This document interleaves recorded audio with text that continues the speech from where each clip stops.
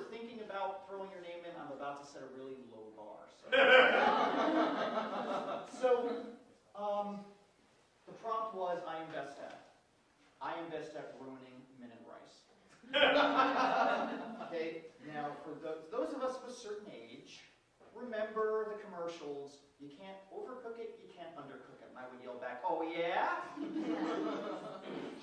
I have a little better success with what my late father called fake potatoes, but that's slightly off the point. They're actually very useful wherever you don't eat. When I make them, you can use to patch your sidewalk. But that leads to brands. And it turns out that we're actually a very culturally rich city, and one of our favorite places is the Jordan Eastman House. So about sometime last year, there was a photography exhibit by a gentleman named Lewis Hine. Lewis Hine was what we call a photojournalist now, and he took a lot of pictures of. He was very interested in working conditions in the early part of the previous century. So he took a picture in 1913 called "Grocery Clerk Behind the Counter," and I know I'm out of the picture here, which is not going to make a very good video, so I'll just read it here. And it's a kid, and I do mean a kid, who's standing at a grocery counter. And the caption is, a 13-year-old Italian boy at his job after school hours, he tends this grocery store on 3rd Street near Worcester, wherever that is, often as late as 10 or 11 o'clock at night. And you'd probably think this, well, that's terrible. I mean, you've got this kid, he's probably 13, and he's got to keep store. And this is a grocery store. We're not talking Wegmans here. We're talking the old-style grocery store where if you wanted something, they had to reach for it behind the counter. They hardly had anything in front of the counter.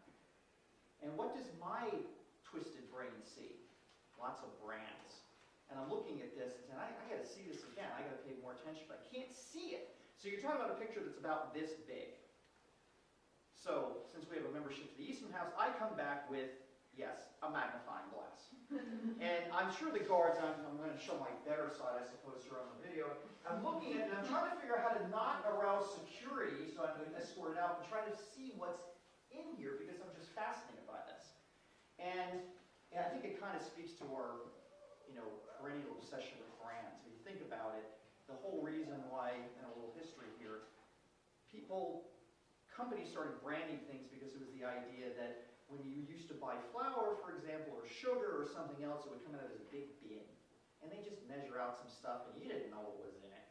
But if you bought gold medal flour in a package, you knew exactly what you were getting. And in fact, eventually, why not now, was actually their slogan. And there is a poster for gold medal from 1913 sitting here. And I'm looking at this and saying, wow, what can I recognize?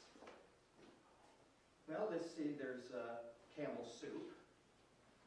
And that was an old brand by that time. It was 1898 when that was started, and yet you can still buy Campbell's soup today. I thought that was really cool.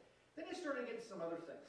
There's the gold medal flour. Well, how about Carnation condensed milk? Anybody use a bit of Carnation evaporated milk? That's still around. Turns out they started that in 1899. And then there's Heinz with their 57 varieties and so on. And then another memory trigger, and this is kind of how it fits into this whole story, is one of the brands was Salata tea. Now, if I go back to being a kid, about that tall and so on, back to Hoboken, New Jersey, but of many jokes, but actually where my father grew up, he would take me around and there would be delis and so on. It didn't look that much different from the grocery store back in 1913. And it would have, in white, in the window, Salata, in quotes, tea. And I'm thinking, well, that's interesting that memory would be triggered by this box of Salata tea in 1913. I'm also thinking, if Lewis Hine isn't already spinning in his grave from me looking at this by magnifying glass, this is not what he was trying to convey here. Is, hey, you see these brands are still going to be around 100 years later. I didn't think he had any idea of that. But turns out that, I had a look, okay? This is, you probably all avoid me at the old toad after this, but I look because I remember Salata and their incredibly tacky slogan, that's Salata tea. Why I remember that to this day, I do not know. But I did look it up, and it turns out Salata tea is from 1892, and it was actually started up in Canada, so we can blame them for that. And it started in Toronto, or Montreal, depending on which page you're looking at. And it was brought over to Boston and so on. They still have that? Where do they still have that? Well, here's my prop. And this is not paid for by the company that owns Salata, but yes, here it is. still gets a lot of tea. And I occasionally partake with some of this caffeine, although I really try not to. But it's interesting the way it worked. And now, so where does that all go? And this is a piece that's going to go on my website eventually. I actually haven't started it. Well, what are we all told now when we go to marketing, or we read things in the popular press, or we see things on social media? You've got to be, say it with me, your own brand. Well, I don't know if I want to be my own brand. I mean, I'm not tea, I'm not a can of soup, I'm not a can of beans. But no, you have to be your own brand. You have to market yourself. Okay, well, how do I do that? Well, I am a writer, sometimes. Most of my brain cells are used being gainfully employed. And occasionally I will write something. And I've actually, believe it or not, in my 40th year of writing, I started in the 7th grade with the school assignment. You know, write whatever you want for 2 pages. Like, I am. But boy, did I write some weird stuff, which will never see the light of day, I promise you that. I will not be telling those stories. But how do you turn it into a brand? Well, how do you market yourself? Well, back in, then there was this thing called the internet. So as I said back in, I don't know, 2000, 2001, whatever, I said, well, I raised $75 in venture capital, and I got myself a website so that I could put different stories on this website. And I had been writing since the late 70s, early 80s. I really started to kick in, went to college, blah, blah, blah. And it's like, well, I guess I have my own brand now.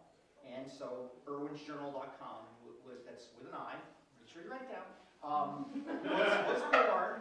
And that's where some of the pieces are that I write, including the story that I told last time about Road Is Not End. That actually is on the website. This isn't. The whole thing with the branding isn't yet, but it will be if I ever get around to finishing it. I am not quite as good as not writing a novel, but I am not far behind. So what do you do when you put something like that in your own brand? Well, I'm going to leave you with a cliffhanger because I'm going to run out of time, so to speak. And I will tell you that story is to be continued. And perhaps with the correct prompt, next month we can finish that.